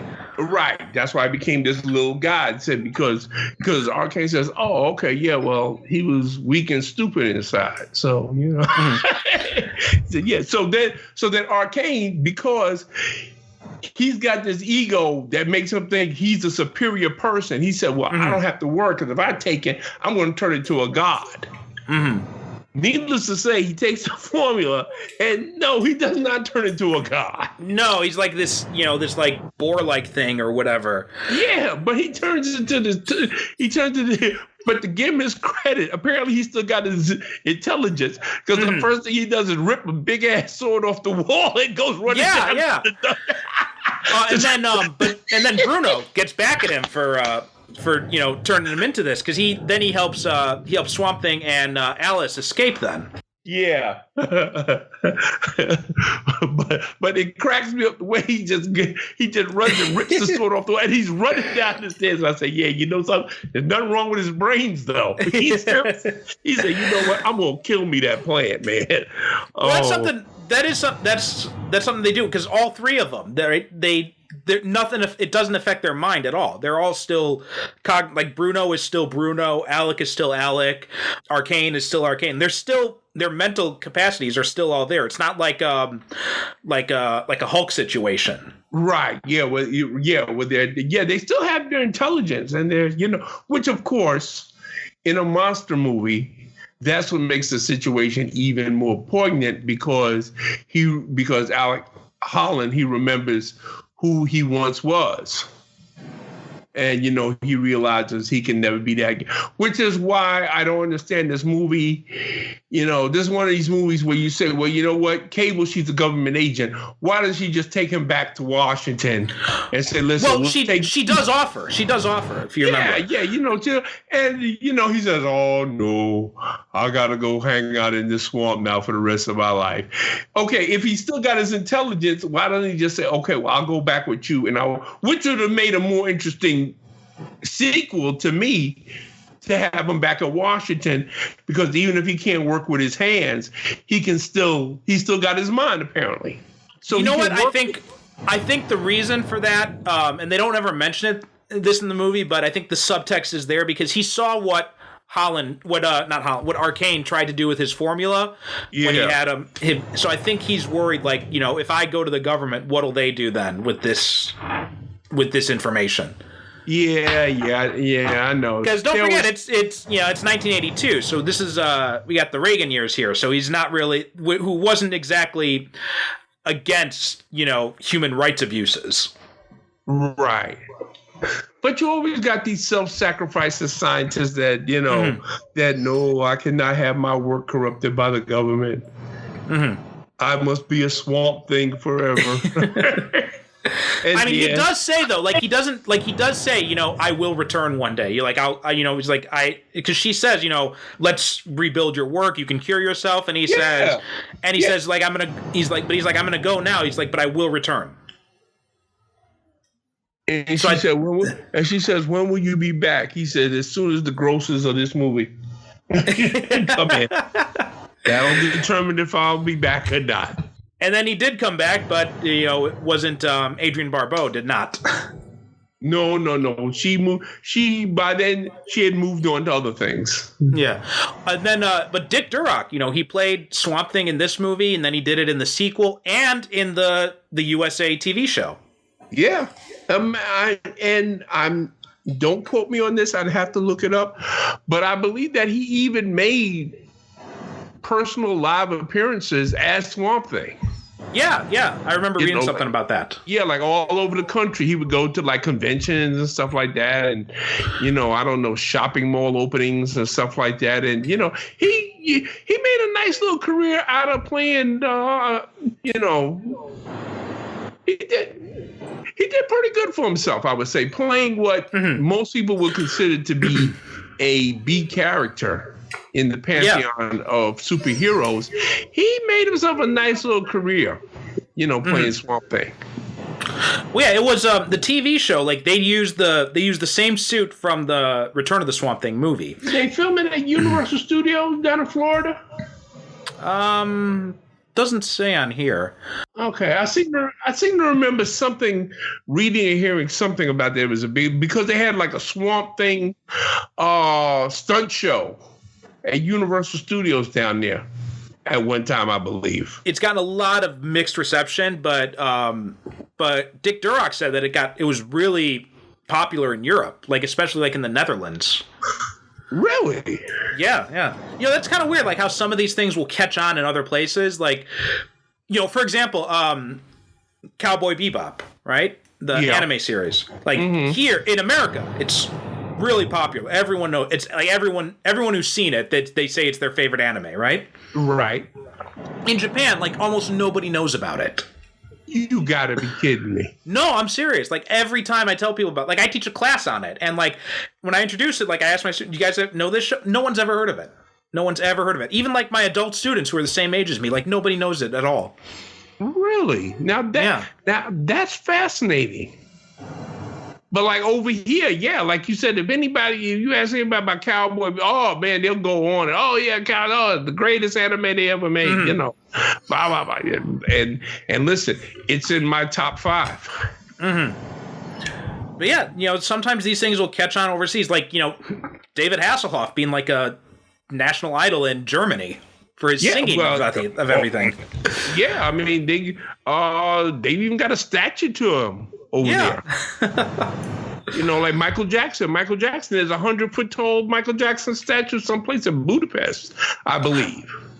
Yeah, Jesus. You know, people pray to the thing. Yeah, David Hasselhoff. I mean, whatchamacallit, that show that he did, it's still in reruns over there. Knight Rider.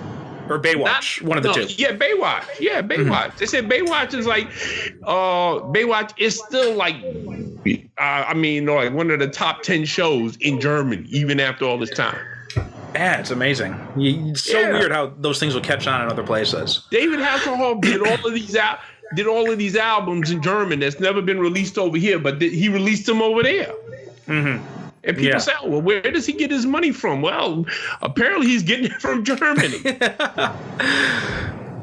All right. So now this movie actually inspired me to go on and start watching the new TV series. Or I say new because it was canceled after 10 episodes because of like they didn't get the tax write-offs they were supposed to with it, so they canceled the show.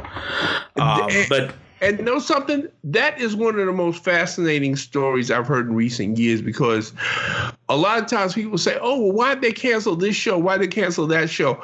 A lot of times they cancel a show for the craziest reasons that you never heard of. There was a show with Kathy Bates a few years back. It was a David E. Kelly show where she played a lawyer.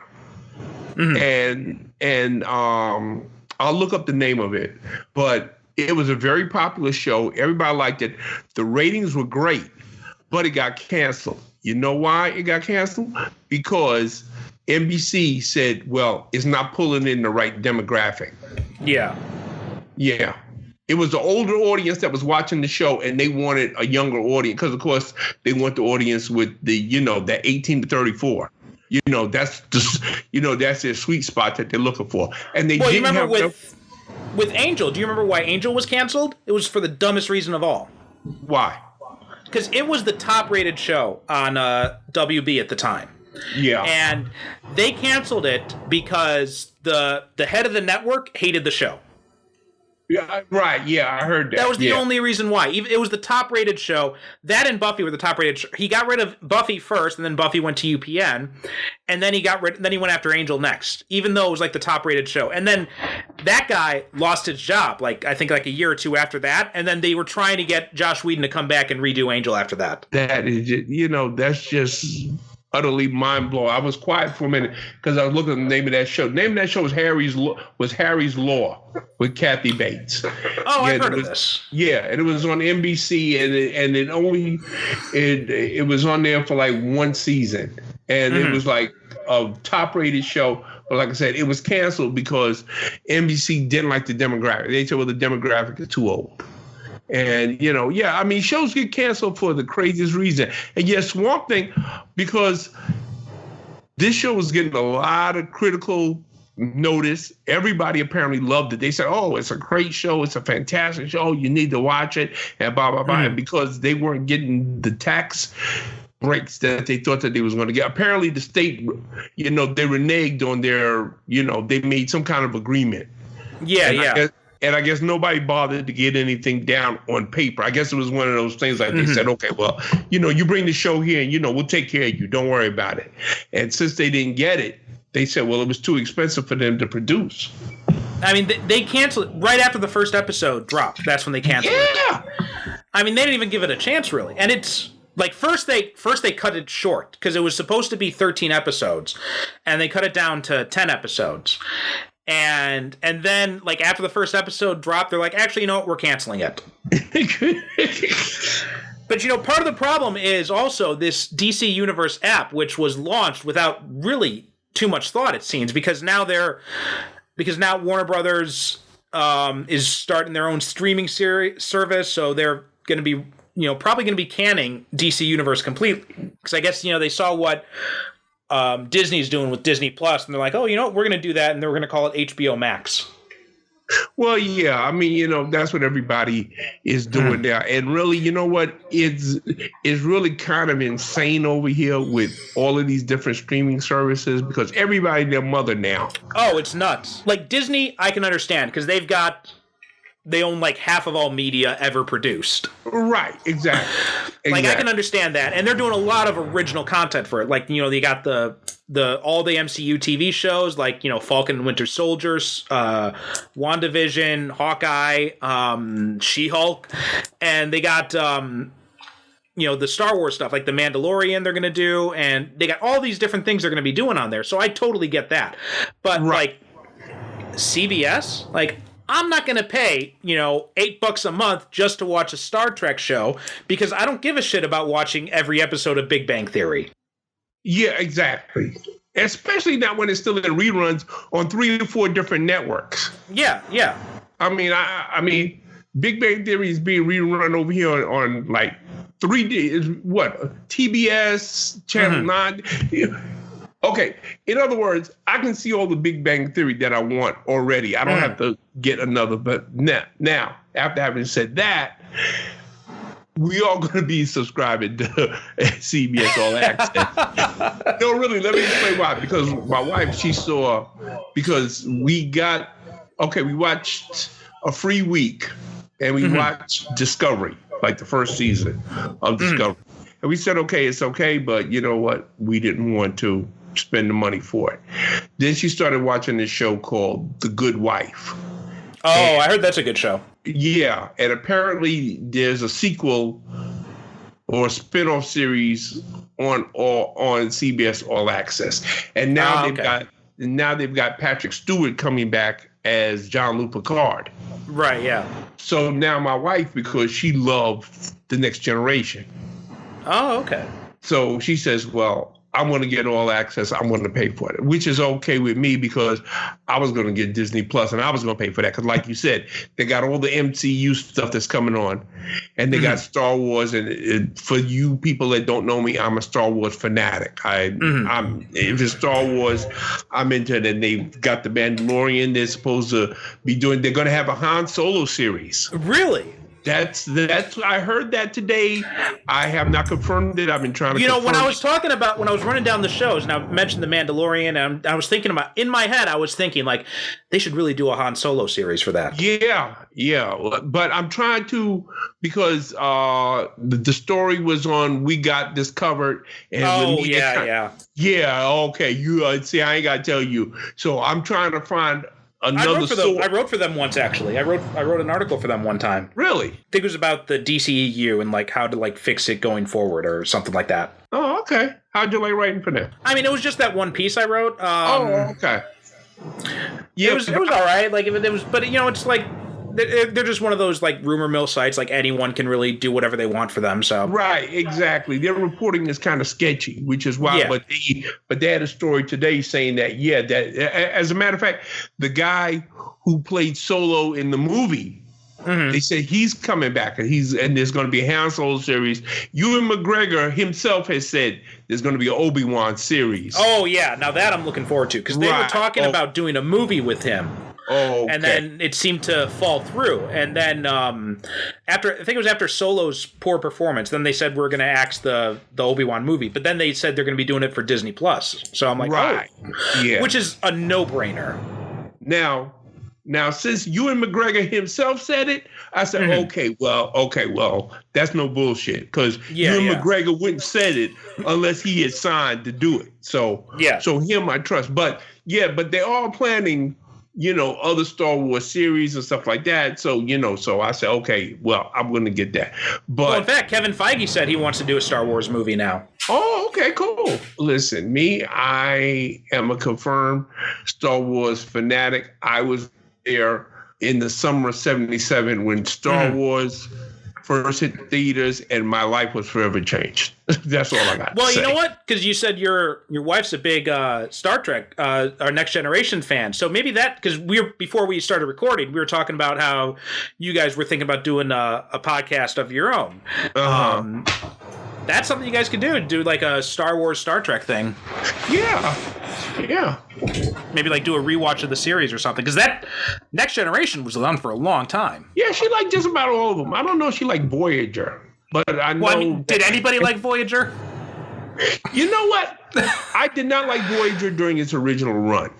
Okay. I watched it a few years later, and there's some things. Okay, let me put it this way. There's some things I appreciated what they tried to do with the show, but it was just like all over the place. It was just, I mean, that guy that played, what's his name? The first officer, the worst first officer in Starfleet history. The chick that played the half human, half Klingon, the engineer, she only had two moods: pissed off and even more pissed off. And here's something that a lot of people think is, they think I'm crazy when I say it, but no, I did not like the Black Vulcan. Oh, really? No, because you know why? Because, okay, it has been established in Star Trek lore that Vulcan has two suns, right? So we can assume that Vulcan is a desert world, mostly, right? So basically, all Vulcans should have been black right from the start.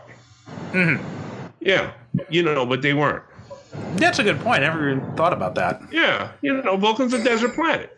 It's been said that. And, most people live in the desert are dark, especially if it's a planet with two suns. So therefore, Vulcan should have been dark skinned right from the start.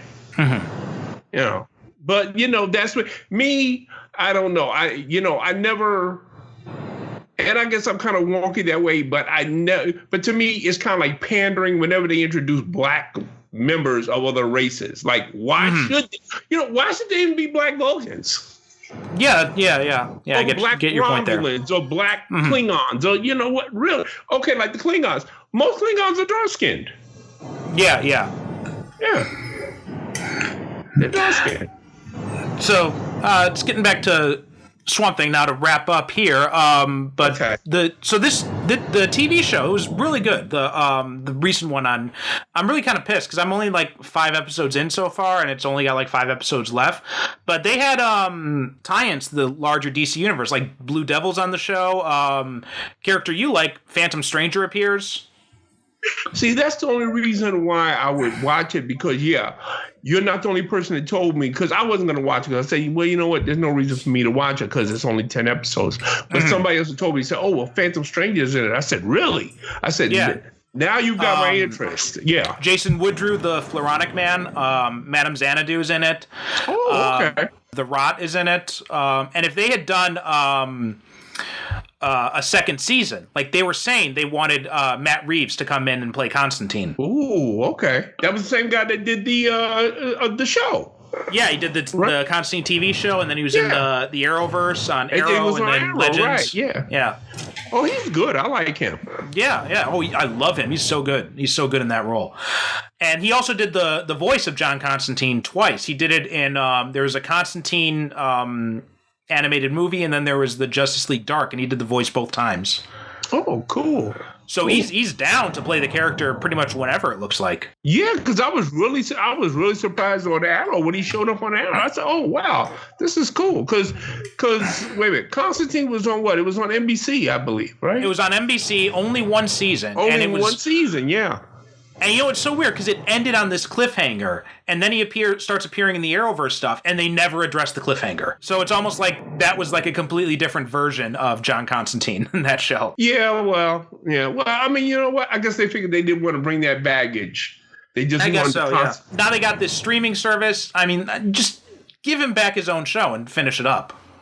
Yeah, and like I was saying when we started this, I mean, trying to keep up with all these different streaming services, it's like because now that means that we're going to have Netflix, we're going to have Amazon Prime, we're going to have CBS All Access, and we're going to have Disney Plus. And me and my wife have cut our pinky fingers and sworn in blood. That's it. We're not subscribing to anything else. Because seriously, where do they think people are going to get all this money to subscribe to all these different? Oh, you know what? I predict within the next 5 years, probably less than that, there's going to be an implosion, and a lot of these these streaming services are going to die. I think that's what's going to happen myself because there's a lot of people, and you know what they're going to do? They're going to do something like I know, like a lot of people I know, when Game of Thrones was on, they would just sign up to HBO, just watch the new season. And then when the last episode came on, then they cut their subscription, Yeah, exactly. I think you're going to see a lot of people doing that kind of stuff. And a lot of people are going to. The ones that were already there, like Netflix, Hulu, Prime, they're going to stay around. And then Disney Plus will stay around. HBO Max, maybe. But CBS All Access, that's going to be on the... I predict that'll be the first one on the chopping block. Yeah, I think what they're going to do is that they're going to start... Because I don't know if you were living here in the States when, it's like when Ma Bell first broke up and we had all of these different phone companies and stuff like that. And then after a time, what happened? Well, they started merging because, there were too many of them. And, first of all, it was too confusing, and then they couldn't have enough customers to support themselves. Because I think it was, who was it? Verizon merged with something else, and T-Mobile merged with somebody, or they just bought them out. So I agree with you. I think in 5 years, it's going to be the same thing with all these different streaming stuff like that. Because, Disney's going to last simply because, like you said, they own half of everything anyway, and they can afford to take a loss. And you know what? They can afford to take a loss. Really, they can. Yeah, and they've got every single demographic you can even ever think about covered with all their content. Yeah.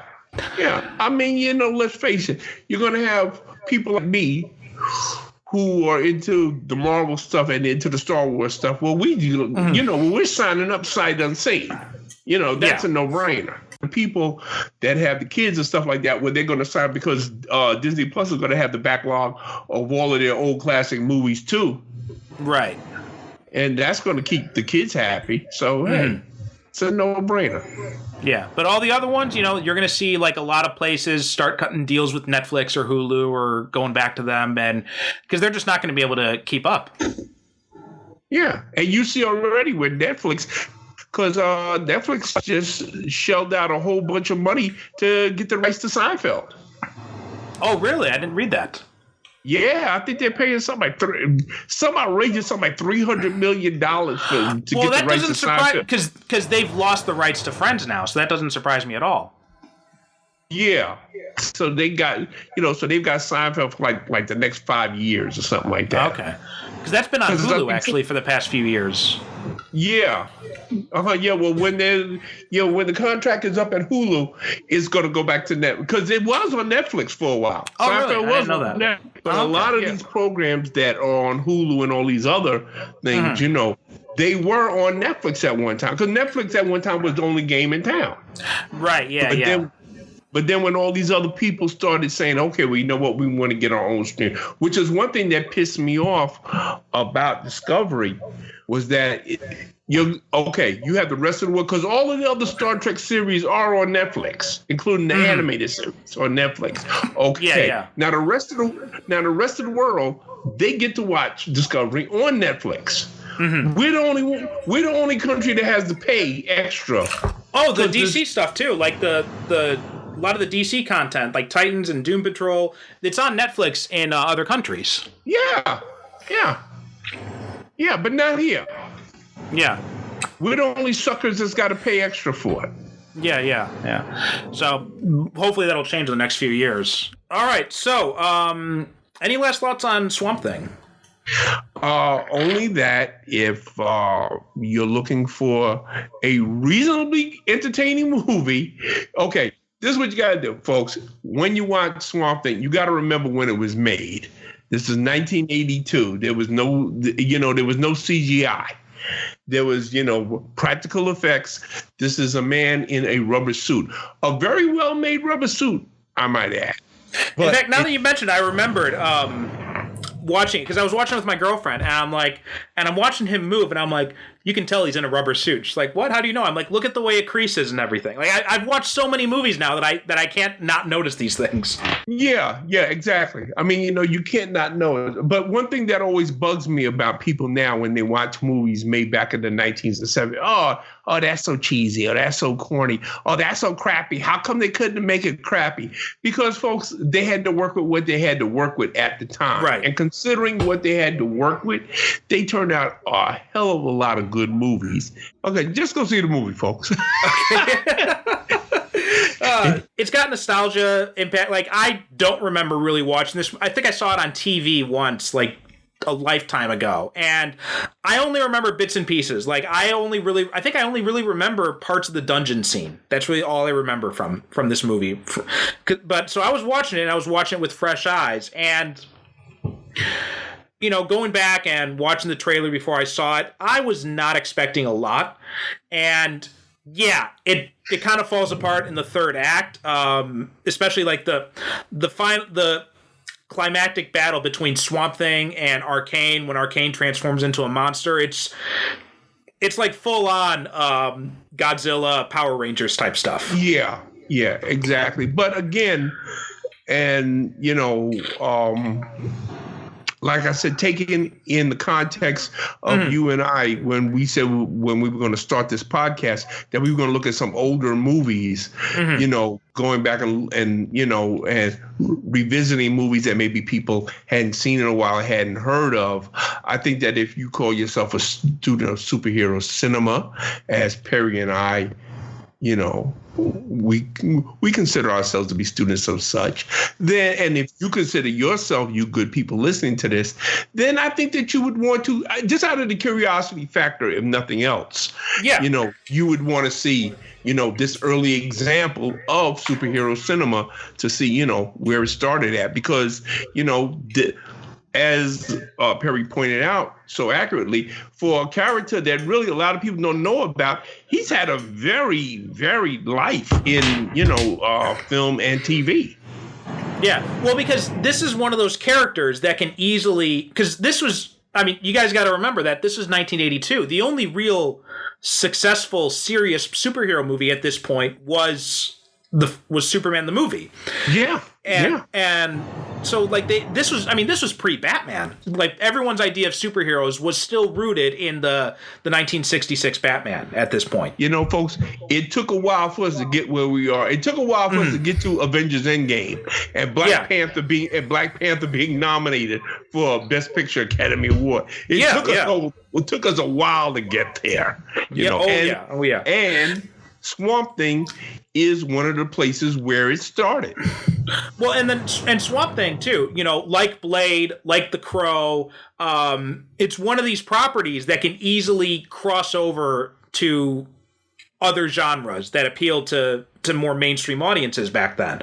Like right. Swamp Thing like you look at it and it's not like, if you don't know anything about Swamp Thing, you go in, you watch this movie in 1982, you don't know it's a superhero movie. You go in, you watch Blade, you don't know Blade is a superhero movie. No, well, Blade was not, and which is what I tell people all the time. I said Blade was not marketed. They said, oh yeah, well, that's where the MCU started. No, it didn't. It was advertised as the newest Wesley Snipes action movie. It was not, matter of fact, when I told most people that Blade was a character from a comic book, they said, get out of here. And I had to show it to them because they thought it was a character that Wesley Snipes had come up with. And, In fact, the only reason I knew Blade was a comic character was because he appeared in the Spider-Man cartoon. Oh, okay. Well, see, there you go. That was the only reason I knew. If I had never seen the Spider-Man cartoon and Blade came out, I would not have known he was a Marvel character because they don't even mention Marvel Comics in the credits at all. They mention nothing about Marvel Comics in there. See, now I knew the character because I have. And yes, I am bragging here. I have a complete run of Tomb of Dracula from the 1970s, Marv Wolfman and Gene Colan, where Blade was a supporting character. So, I was telling people the history of the character, and their minds were blown. Because, like I said, most of them think that this is a character that Wesley Snipes, that he came up with. Because, and in this movie, Swamp Thing, there's a very little blurb that's at the end of it, or at the beginning, I think in the credits, they said, well, based on the character that appears from in DC Comics. Yeah, and that's it. But it's so fast that if you blink, you miss it. And again, it goes back to what I'm saying. This movie was sold as a Wes Craven movie. It wasn't sold as a superhero movie or, whatever. So people knew that Wes Craven was a horror movie guy. So they just assumed that this was another, horror movie character. Most people, I doubt that 90% of the people that went to see this back when it debuted in 1982 had no idea that Swamp Thing was a comic book character. Oh, I remember when I was a kid and I saw the Swamp Thing cartoon. Like, I didn't know it was a DC character until years later. Yeah, exactly. Nobody had no idea. Yeah. They just knew that they just knew, like I said, this was sold as a Wes Craven movie. And you know what? It's interesting. Seeing Wes Craven direct a superhero movie of sorts, and it really makes you wonder if he had survived to this era. Everything he'd learned over his long career. What kind of superhero movie could he make these days? Yeah, exactly.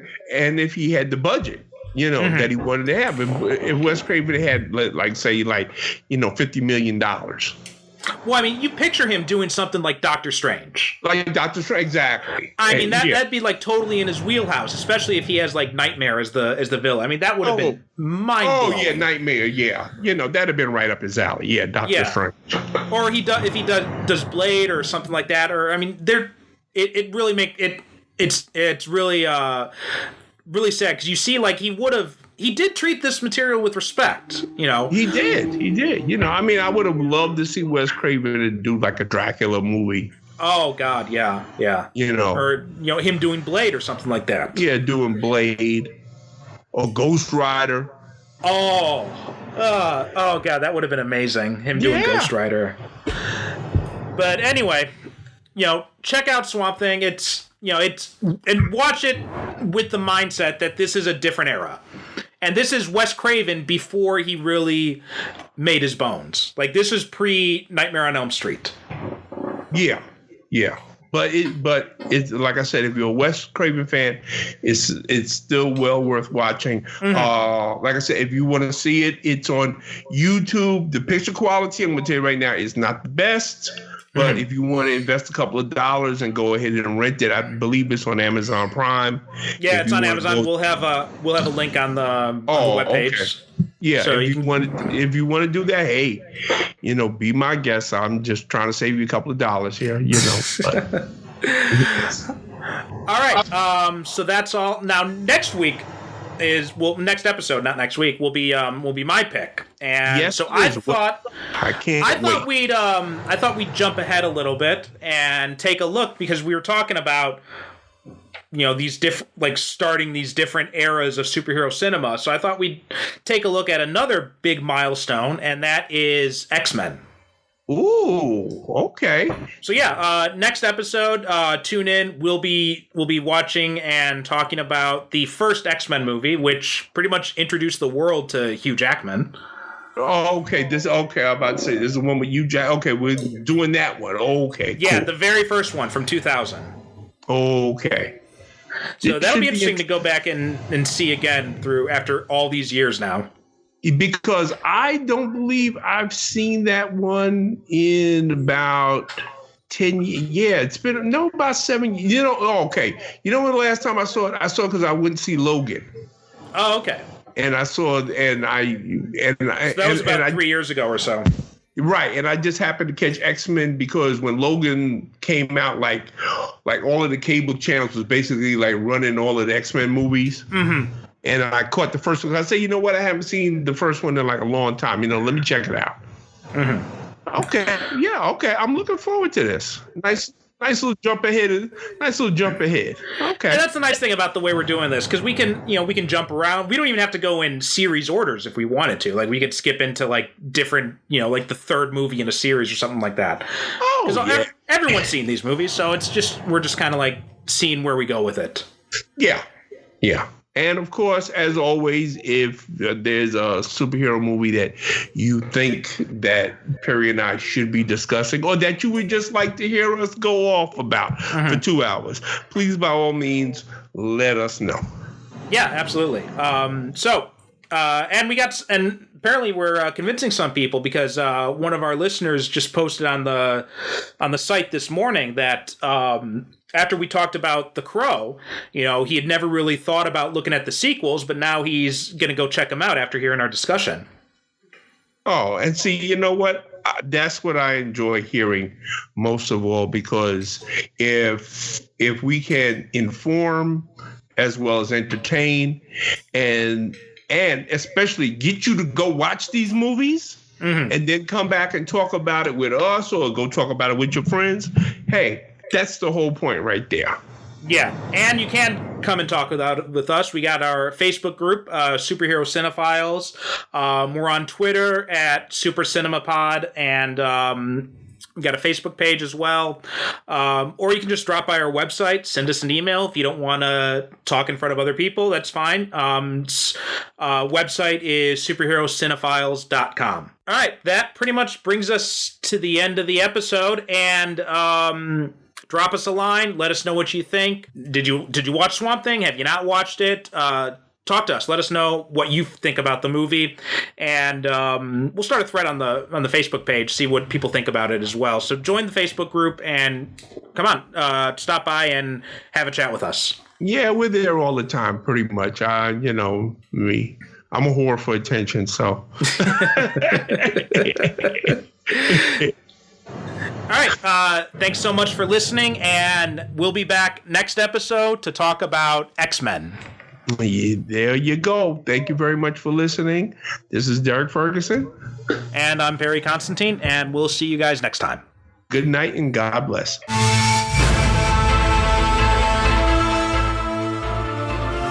Thanks for listening to the Superhero Cinephiles podcast. If you have any questions or comments about this or any other episode, or if you have a superhero movie or TV show you'd like us to cover in a future episode, you can email us at superherocinephiles@gmail.com, or you can also visit us on the web at superherocinephiles.com. If you like what you hear, leave us a review wherever you get your podcasts. Each review helps us reach more potential listeners. You can also support the show by renting or purchasing the movies discussed, or by picking up our books, all of which can be accessed through the website, as well as find links to our social media presences. The theme music for this show is a shortened version of Superhero Showdown, a royalty-free piece of music courtesy of FezleonStudios.com.